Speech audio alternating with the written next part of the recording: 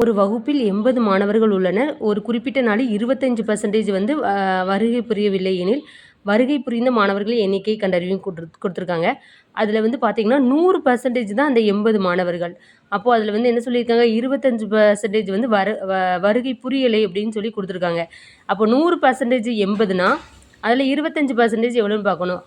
100 4 பங்காக வச்சேன்னா தான் ஒரு பங்கு 25%. அதே மாதிரி 80 4 பங்காக வைக்கும்போது அதில் ஒரு பங்கு 20ன்னு வரும். அப்போ 25% தான் 20 அப்படிங்கும்போது அவங்க என்ன கொஸ்டின் கொடுத்துருக்காங்க, வருகை புரிந்த மாணவர்களின் எண்ணிக்கையை கண்டறியவும் அப்படின்னு கொடுத்துருக்காங்க.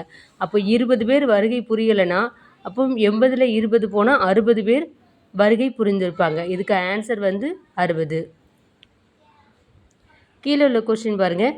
ஒரு வகுப்பில் உள்ள மாணவர்கள் மற்றும் மாணவிகளின் விகிதம் 5:3 ஆகும். ஒரு தேர்வில் 16% மாணவர்களும் 8% மாணவிகளும் தேர்ச்சி பெறவில்லை எனில் தேர்ச்சி பெற்ற மாணவ மாணவிகளின் சதவீதத்தை காண்க. இந்த மாதிரி கொஸ்டின் கொடுத்தாலே அந்த விகிதத்தை வந்து நம்ம வந்து ஒரு முழு நண்பராக எடுத்துக்கணும். 5%, அதாவது 5 விகிதம் அப்படிங்கும்போது நம்ம அதை வந்து ஒரு 500 ஸ்டூடெண்ட் எடுத்துக்கலாம். 3 விகிதம்ங்கும்போது 300 எடுத்துக்கலாம். மொத்த டோட்டல் வந்து 800 பேர் இருக்காங்கன்னு வச்சுக்கோங்க. 800 பேரில் அங்கே என்ன கொடுத்துருக்காங்க, 16% மாணவர்கள். அப்போ அந்த 500ல் 16%, அதுக்கப்புறம் 8% மாணவிகள்.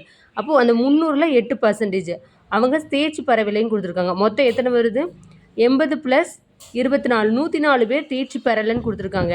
ஆனால் அங்கே என்ன கொஸ்டின் கேட்டிருக்காங்க, தேர்ச்சி பெற்ற மாணவ மாணவிகளின் சதவீதத்தை காண்க. 104 பேர் தேர்ச்சி பெறலைன்னா மீதி எத்தனை பேர் இருப்பாங்க தேர்ச்சி பெற்றவங்க, 696 பேர். அப்போ அந்த 800ல் 696 பேர் எத்தனை சதவீதம்னு கேட்டிருக்காங்க. அப்போ அதுக்கு ஆன்சர் வந்து டிவைட் பண்ணி போட்டோம்னா 87.